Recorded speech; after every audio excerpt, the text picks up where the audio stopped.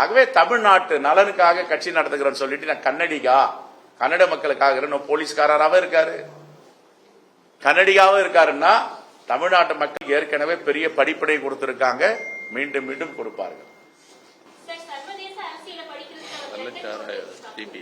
அதாம்மா இப்ப போலீஸ்காரரா இருந்து நான் கன்னடக்காரன், நான் கன்னடத்துக்கு உறுதுணையா இருப்பேன், தமிழ்நாடு பிரச்சனையில காவிரி பிரச்சனையில கன்னட நாட்டு மக்களுக்குத்தான் நான் விசுவாசமா இருப்பேன் பேசியிருக்கார்.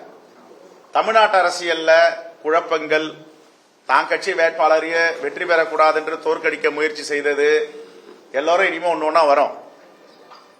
இப்போ உலக அரசியலுக்கு போறார். ஜோ பைடன் ஆவதற்கோ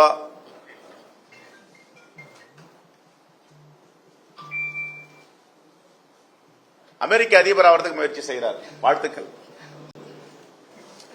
நாங்கெல்லாம் சாதாரண தொண்டரா நாங்க இருக்கோம். காங்கிரஸ்ல தலைவர் எடுத்து ஒரு பொறுப்பு, அவ்வளவுதான். நான் பாக்குறதே ஒரு பொறுப்பு கொடுத்து வச்சிருக்காங்க. முடிஞ்ச வரைக்கும் வேலை பார்ப்போம். கட்சிக்கு விசுவாசமா இருப்பேன். எங்க தோழர்களுக்கு தொண்டர்களுக்கு விசுவாசம், தொண்டர்களின் தொண்டரா பணியாற்றுறோம்.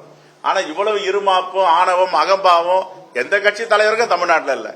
ஒருத்தர் பேசிட்டு இருந்தார், அவர்கிட்ட இப்ப மாறிட்டு ஜனநாயக பாதைக்கு திரும்புறாரு.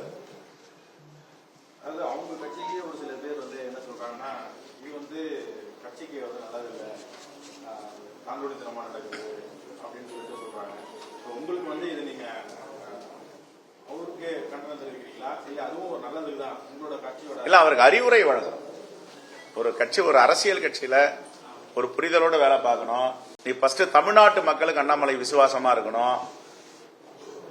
தமிழ்நாட்டு மக்களுக்கு விசுவாசமா இல்லாம நீ கன்னடிகா தான், காவிரி பிரச்சனை கன்னடகாரன் தான் சப்போர்ட் பண்ணுவோன்னு சொன்னா, அதை நாங்க ஏன் இதை சொல்லலன்னா, குறைந்தபட்ச ஒரு நேர்மை அரசியல்ல பெருந்தலைவர் காமராஜர் இருந்த கட்சி இது,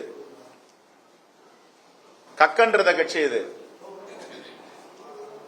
பெரிய பெரிய தலைவர்கள் ஈவேரா ராமசாமி நாயக்கர் பெரியார் இருந்த கட்சி, ராஜாஜி இருந்த கட்சி, திருவிக்கா இருந்த கட்சி, நாங்கெல்லாம் பெருந்தன்மையா இருக்கிறோம். தொடர்ந்து அடிமை, காங்கிரஸ் அடிமைன்னு சொல்றேன்னா இது எவ்வளவு பெரிய அகம்பாவம் ஆணவம். அப்ப நான் சொல்லணும்ல, பிரிட்டிஷ்காரருக்கு யார் யார் அடிமையா இருந்தீங்கன்னு, யார் யார் கடிதம் எழுதி கொடுத்தீங்க, மன்னிப்பு கடிதம்னு. இந்த தேச துரோகிகள் தான் உங்க தலைவர். நான் காந்தி வழியில, காமராஜர் வழியில, அம்பேத்கர் வழியில நான் தைரியமா சொல்றேன். நீ யார் வழியில சொல்லுவ? சவார்கர் வழியில சொல்லுவ, கோல்வார்கர் வழியில சொல்லுவ. இப்ப நான் வந்த வழிக்கும் நீ வந்த வழிக்கும் 1000 வித்தியாசம் இருக்குல்ல. அதனால விவாதிக்க தயாரா இருக்கிற அண்ணாமலைக்கு நாங்க அரசியல் சொல்லி கொடுக்கிறோம். வாங்க, அரசியல்னா என்ன, மக்கள்னா என்ன, பண்புன்னா என்ன, எளிமைன்னா என்ன, நாங்க அண்ணாமலைக்கு சொல்லி கொடுக்கிறோம். நாங்க பாத யாத்திரை போறோம், காலால் நடக்க போறோம். எங்க தலைவர் பாத யாத்திரை போனார், காலால் இந்த தேசத்தை அளந்தார். நீ போனி அண்ணாமலை, நீ எப்படி நடந்த சொல்லுங்க பாப்போம். நாங்களும் நடக்க போறோம். எங்க நடைபயணத்தை பாருங்க, எங்க பாத யாத்திரையை பாருங்க. எல்லோரும் நடக்க போறோம், எல்லா தலைவரும் நடக்க போறோம்.